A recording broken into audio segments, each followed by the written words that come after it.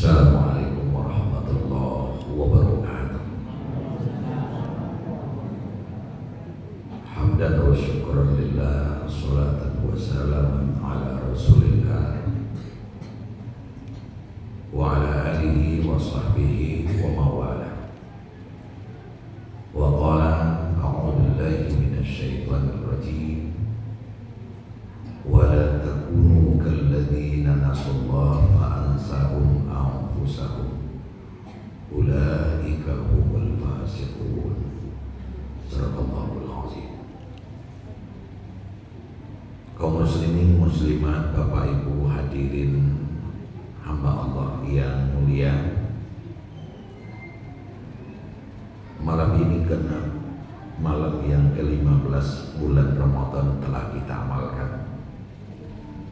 dan kita alhamdulillah masih berada dalam keadaan sehat walafiat, dan tentu besar harapan kita kesehatan yang seperti ini dapat terus kita miliki sampai kita dapat menyelesaikan amal paket Ramadan ini sampai akhir. Amin ya rabbal alamin. Bersolawat kita kepada Nabi Muhammad sallallahu alaihi wasallam sebagai wujud kecintaan kita kepada beliau, dan kita sadar kita tidak akan pernah tahu yang hak dan yang batil, yang patut dan yang mungkin, halulah tidak lantaran uluran tangan dan partisipasi dari beliau Rasulullah Muhammad sallallahu alaihi wasallam. Sebenarnya kita sebagai umat Islam sangat rindu bertemu dengan Rasulullah, walau hanya sekadar untuk mengucapkan rasa terima kasih kita. Kalaulah seandainya Nabi Muhammad itu memiliki rumah bertetangga dengan Pak Mawardi, mungkin setiap sore kita akan mengunjungi Nabi Muhammad. Kita membawa kolak, kita membawa randang ke rumah beliau sebagai wujud terima kasih kita. Tapi apa boleh dibuat, itu semua tidak akan mungkin kita bisa lakukan. Beliau sudah lama meninggalkan kita. Beliau pergi dan tidak akan pernah ketemu lagi dengan kita, kecuali nanti bila Tuhan menghendaki kita akan berjumpa dengan beliau di alam akhirat. Maka sebagai umat yang mencintai Rasulnya, satu-satunya jalan yang dapat kita lakukan adalah memperbanyak selawat kepada beliau. Malam ini marilah kita berselawat sekali lagi. Allahumma sholli ala Muhammad wa ala alihi wa sahbihi ajma'in. Bapak Ibu jemaah sekalian yang saya hormati, dalam sebuah ungkapan Rasul menyampaikan kepada kita, akhillau bani Adam thalathun, teman akrab anak Adam itu ada 3. Mau tidak mau, rela tidak rela, seluruh kita manusia, tentu terutama kita umat Islam tentunya, teman kita itu ada 3. Baik langsung maupun tidak langsung, baik rela maupun tidak rela. Al-wahidu minhu, teman yang pertama adalah yattabi'u ila qabdi ruhihi, teman yang akan mengikuti kita kemana pergi, tapi hanya sampai nyawa berpisah dengan badan kita. Wasani minhu, sedangkan yang kedua daripadanya adalah teman yattabi'u ila maqbarihi, teman yang akan mengikuti kita sampai ke kubur kita. Apabila kita sudah terkubur, sudah menyatu dengan tanah, maka teman-teman itu akan pergi meninggalkan kita. Wasalitsu minhu, dan yang ketiga yattabi'u ila mahsyari, yang akan mengikuti kita sampai kepada padang mahsyar. Walladzi yattabi'u ila qabdi ruhihi, sedangkan teman yang mengikuti kita sampai nyawa kita berpisah dengan badan kita, wa huwa maluhu, itu adalah harta kita. Walladzi yattabi'u ila maqbari, sedangkan teman yang akan mengikuti kita sampai ke kubur kita, wa huwa ahluhu, adalah keluarga kita. Walladzi yattabi'u ila mahsyari, sedangkan teman yang akan mengikuti kita sampai ke padang mahsyar sana, wa huwa amaluhu, adalah amal kita. Kita akan coba secara ringkas dalam waktu yang sangat sempit ini untuk membahas satu persatu. Yang akan mengikuti kita sampai nyawa berpisah dengan badan adalah harta kita. Apapun bentuk hartanya, berapapun banyaknya harta, dia hanya mampu menemani kita sampai nyawa berpisah dengan badan. Ada di Salim Pawang dulu ibu, tapenya di Sungai Jambu. Nah, mungkin ada yang cakampong ya kok. Pasal tawanan kalau selalu Sungai Jambu. Di situ ada seorang saudara kita yang meninggal dunia. Kebetulan giginya gigi ameh. Karena ada orang saya suka gigi peletina. Nah, putih gitu. Kalau galak tak gituan nampak deh kawan. Ada nanameh. Jadi di waktu itu semestinya sudah harus dimandikan. Tapi sang yang memandikan ragu, ini emas di giginya dibuka apa tidak. Maka kami yang menunggu Buya Jamalis Aziz, karena beliau mengaji ke luar daerah waktu itu, kampung Liau kan situ. Abah tunggulah mayang. Baru saja beliau tiba, beliau menyampaikan, "Mamang ko alun jo dimandikan lain." Ande Buya. Itulah semenjak dari tadi seluruh nan hadir ragu. Itu yang menyebabkan mandinya tertunda sampai kini alun dimandikan. Apa tuh kecil ya? Gigi beliau kan ada ameh, berpaling jo ameh. Itulah nan ragu kawan-kawan, diangkat atau dibuka atau barang.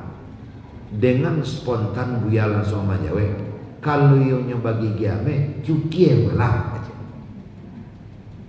Jadi ternyata poinnya Pak, kalau itu harta, nah Rasulullah Shallallahu Alaihi Wasallam an idha'il mal, kita dilarang oleh Nabi menyia-nyiakan harta. Jadi kalau lah banyak pisahnya wajah badan, walaupun melakik di gigi, ya bangkit aja, berbuka aja. Sedangkan yang melekat di gigi saja dibuka, apalagi mobil yang mengkilat, rumah yang bertingkat, cincin di jari, subang di telinga, kaluang di tangan, galang di tangan, kaluang di leher, tentu akan lebih dibuka deh kawan. Malah adonan paling ekstrim Bapak Ibu, dia kata ranggai kita sakit, dicaliak cincin ranggai korancak langsung nyobis ya ketinggalan ke telinga awak. Kok ya dulu ranggai yang cincinnya tuh dari dia aja langsung nyoboking sekali. Jadi seluruh yang hadir dalam masjid ini, baik bapak maupun ibu termasuk saya, kalau nyawa kita sudah berpisah dengan badan, selamat tinggal dunia dengan segala isinya, aku akan pergi dan tidak akan kembali. Oleh karena seluruh harta yang kita miliki hanya akan menemani kita sampai menyawa jok pisah jok badan, mengawak kababi abi hari banang tu itu, mengawak harus sampai putus putih bana silaturahim oleh itu. Kadang tak tentu siang, tak tentu malam, sampai terlupa mana disuah mana dicegah, putus silaturahim. Mama bakal jaga kemanakan adik itu kakak sampai baca kak, orang gaek jo anak sampai tidak kapal kesapuan hanya oleh karena harta. Padahal harta itu hanya menemani nyawa sampai nyawa berpisah jo badan. Sedih kita Bapak Ibu, sedih kita. Memang benar, fa'alhamaha fujuruha wa taqwaha. Kita diberikan oleh Allah kesenangan untuk memiliki harta yang bukan main. Berumah rancak lama, bauto mangkilek lama, basawah ladang lama, bameh lama, adun nikmatnya. Dan itu memang manusiawi. Kalau ada oto tagak, oto paling bakilek di nikmatnya bukan main. Dan termasuklah di antaranya Kalau sedang berkumpul ada kawan baju agak mengkilek di baju awak, kan iyo agak tangiang-ngiang di kuduk apa terasa. Di mana nyo beli baju kok. Malah kadang dia tak tahan sampai tersabik doa kayaknya lajak dulu baju, berasa baju bali, di mana bajai sampai tadi tuan. Bapak dan ibu hadirin sekalian, kita sebagai manusia zuina linnas yahubus syahwat. Allah memberikan kecenderungan kepada kita memiliki segalanya itu. Dan apabila kita inginkan itu kita dapati, itu nikmatnya bukan main. Nikmatnya bukan main. Dan sadang bersepeda terbayang dekok bonda dan barakan nikmatnya. Dan sadang bonda terbayang kok boto dan barakan nikmatnya. Itu manusiawi. Tetapi bagaimana cara memperolehnya? Hendaklah diperoleh dengan jalan yang benar. Jangan sampai cebadak tapi langsung asa telatak disantong cenderung menghalalkan segala cara. Itu berbahaya.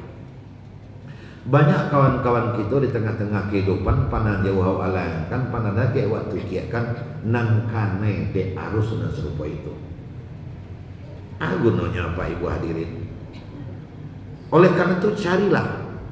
Memang yadul ulia khairum min yadis sufla. Tangan di atas lebih mulia daripada tangan di bawah. Sebab perintah solat saja seiring dengan perintah zakat. Aqimus shalah wa atuz zakat. Dirikan solat, bayarkan zakat.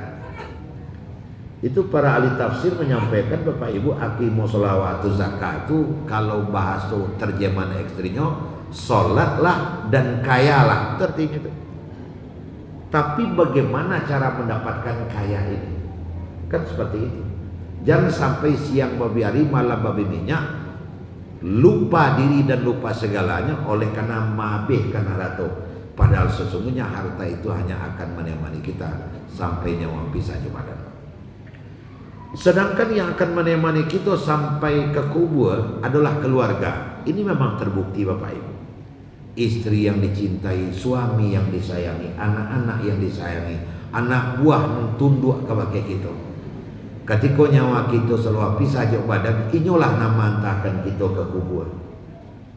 Inilah nama nyolatkan, inilah yang menyelenggarakan, inilah nama masukkan kita ke dalam tanah.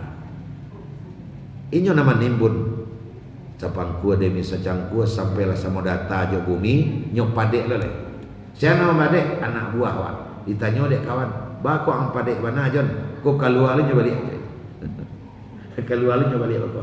Ternyata habis sayangnya sampai di situ. Hanya menemani kita sampai dikubur saja. Kalaupun ada keinginan untuk menemani kita sampai selanjutnya, ya tidak boleh. Baru nanti yang akan menemani kita sampai kepada masyar adalah amal ibadah kita. Dalam sebuah hikayat dibuat oleh para ahli hikayat sebagai contoh untuk memudahkan pemahaman awak di dalam mengamalkan kau. Seorang ayah yang punya anak 3 orang. Anak pertama dengan anak kedua sangat dipedulikan selama ini. Bagaimana sangat dipedulikan? Alun bakandaklah diagih, alun memintanya lah diperlakukan. Dibalikan baju berancak-rancak, diindahkan dalam kehidupan sehari-hari. Sehingga tiada hari tanpa memikirkan anak nomor 2. Sedangkan anak yang ketiga kurang diperhatikan. Dia baju sekadar untuk apa balik badan saya. Dia makan sekadar untuk tangkai hidup saja. Kurang dipedulikan.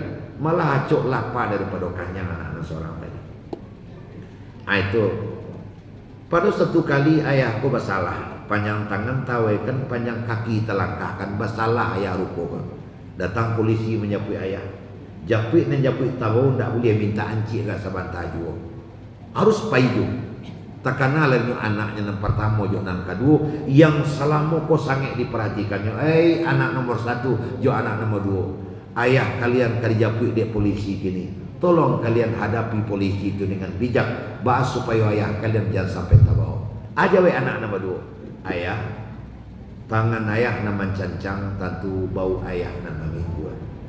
Kami sebagai anak ayah tentu tidak bisa berbuat apa-apa. Kami sadar ayah. Selama ini ayah memberikan sesuatu kepada kami tidak tanggung-tanggung. Lun tentu kami kelapa, makananlah ayah. Baju kami bawah mewah, belaju kami antar dari baju. Sungguh pun demikianlah ya lakukan terhadap kami, tapi tunggu dia nanti kami yang tak bisa membantu ayah. Maaf ayah. Nah dalam situasi yang seperti itu, mampu ala katanya anak yang kurang diperhatikan tadi. Ayah, tak cangang anak yang kurang diperhatikan. Ayah, ambo pun sadar suruh pojok kakak ambo. Ambo kurang ayah acu akan selama. Tumah baju kau kaiku saja. La tabuak tentang iku, la rompong tentang luti. Itu nama pakai tawi baju selawar ambo. Makan sekadar tangkai duit na ayah dia. Tapi nan ayah tetap ayah ambo. Tumbuh terjadi serupa kau kini ya. Ayah tak usah ragu. Mari kita pai berdua menemui polisi itu. Ko ada polisi batajo beko ambo nang kama jawe. Ko ayah tak dorong beko ambo nang kama maci. Kama ayah pai ambo akan ikuti. Kalau ada dihukum, kalau dapat ambo beko menggantikan ayah di dalam hukuman. Nah bapak ibu itu kan hikayat saja. Anak pertama dengan anak kedua. Anak pertama adalah harta. Anak kedua adalah keluarga. Itu yang selalu diperhatikan selama kau porsi terbesar di dalam kehidupannya. Ternyata di saat malaikat maut datang alias polisi, keduanya itu tidak bisa mempertahankan diri. Kemudian anak nandak diacuhkan selama kau mampu katanya ini membantu. Itulah amal kita. Akulah makanya apa ibu? Porsi terbesar yang harus menyibukkan kita di dalam kehidupan bukan ngurus harta, bukan ngurus keluarga, tapi ngurus ibadah. Nah cuman sayang kadang kalau tasabuh ibadah kebayangkan sembahyang cek. Padahal sesungguhnya tidak begitu. Ibadah itu adalah amrun jami'un lima yardahullah. Seluruh rangkaian kerjaan kita asalkan kita tujukan kepada mencari redha Allah dan menjaga undang-undang dan aturan Allah alias ibadah, itu menjadi ibadah. Apalagi bantuan yang sedang wakar jawabkan gini. Khairus sa'ah as-sa'ah fi talabil ilmi. Sebaik-baik waktu adalah waktu menuntut ilmu. Man kharaja fi talabil ilmi fa huwa fi sabilillah hatta yarji'. Sianan keluar dari rumah niat menuntut ilmu, orang itu dihukum sama dengan fi sabilillah sampai pulang. Jadi kau tak gara-gara dong. Mulai dia menangakan anak nama pidato tadi sampai yang begini. Kita sedang membuat pundi-pundi pahala yang bukan main. Keluar dari rumah dengan niat sholat dan mendengarkan ceramah, itu semua wajib sadang pai parang ke Palestina. Itu nanti tinggi pahala. Kalau seandainya ada di antara kita berangkat dari rumah sampai pulang, meninggal kita syahid, mati syahid bapak dan ibu. Tanpa kita sadari, kita yang bermajelis taklim mengikuti mendengarkan ceramah ini sedang membuat pahala yang bukan main. Apalagi bulan Ramadan. Tentu Nabi tidak akan pernah berbohong dan berdusta kepada kita. Man hadaral majlis al-ilmi fi Ramadan kataballahu lahu min kulli qadamin ibadatan sanatin. Sianan pai menangakan tausiah di bulan Ramadan, mendengarkan taklim di bulan Ramadan, Allah akan berikan pahala untuk orang itu. Setiap langkah yang ia langkahkan sama dengan beribadah 1 tahun. Masya Allah. Sama dengan beribadah 1 tahun. Modalnya siapnya ikhlas karena Allah, bukan karena apa-apa. Lah sama juga beribadah 1 tahun. Ini sedang kita lakukan. Ikulah yang kamu dulu apa nanti. Bekolah mengarati, tidak mengarati, paham, tidak paham. Duduk melongo saja masuk suuk ke laki dah. Tak dapat pahala. Tak dapat pahala tu. Dengan syarat mukhlisinal abdin, ikhlas karena Allah. Makanya orang-orang beriman yang arif dan bijak, dia tidak akan pernah meninggalkan ini. Tapi orang yang tak mengerti dan tak paham, cahleh-cahleh orang ceramah baru. Ini ceramah itu masalahnya. Tapi karena tak paham, tak mengerti, ia tidak diikuti. Khairus sa'as fi talabil ilmi. Kalau ada di antara bapak dan ibu yang meninggal pas saya sedang ceramah, syahid. Ada orang yang meninggal sedang ceramah, ada. Sedang menangangkan ceramah, ada.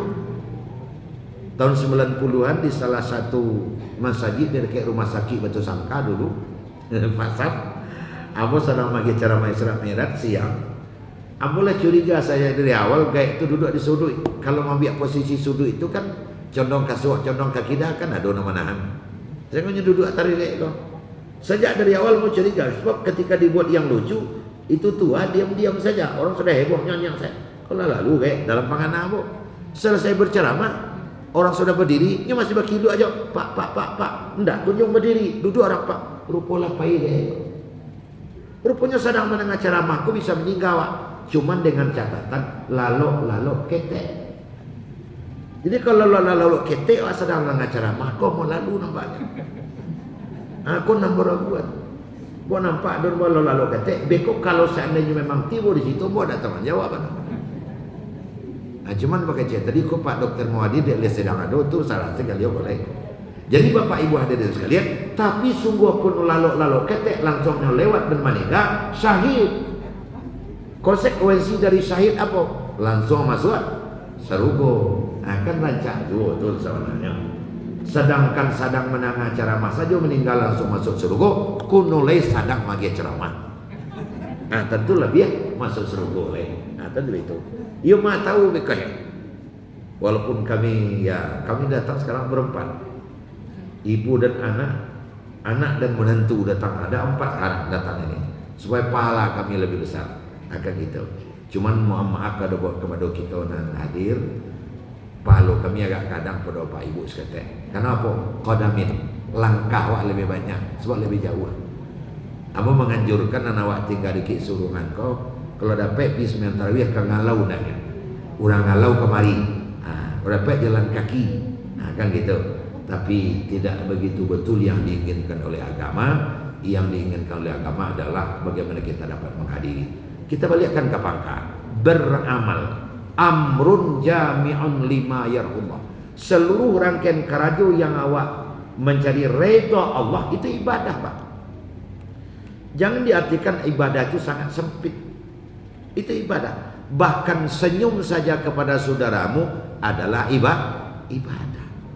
Adalah ibadah. Sebentar ini kita baru saja mendengarkan anak kita dari MTI Periangan ya. Di Periangan. Kita terima, kita berikan peluang, kita sedang membuat pundi-pundi ibadah juga. Karena bagaimanapun yang di sana itu juga tanggung jawab kita bersama-sama. Saya termasuk yang senang dan apresiasi kepada pengurus itu kita terima. Itu termasuk ibadah. Jadi banyak sekali sebenarnya yang dapat kita laksanakan di tengah-tengah kehidupan. Bapak dan Ibu, ada 3 ayat di dalam Quran yang selalu berpasangan. Aqimus shalah patangnya wa atuz zakah. Ati Allah pasangnya wa ati'ur Rasul. Amanu pasangnya wa amilus sholihat. Tidak sah kita menjadi orang beriman kalau tidak ada amal.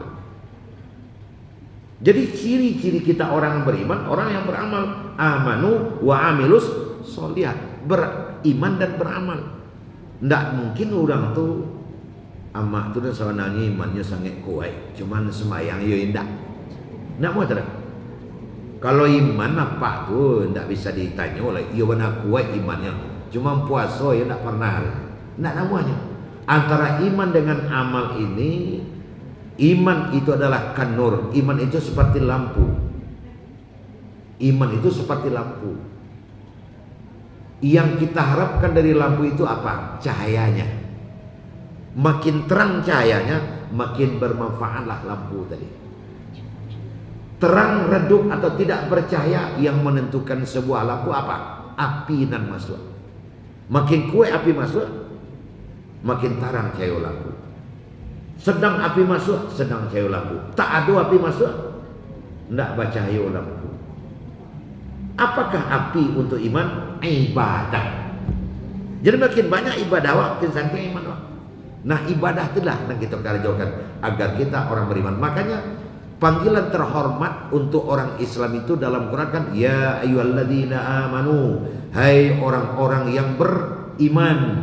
Itu tekanlah di dalamnya ibadah sekali. Jadi tidak, orang yang beriman tidak ada ibadah itu kedustaan saja itu. Jadi untuk itu kerjakan ibadah sebanyak-banyaknya.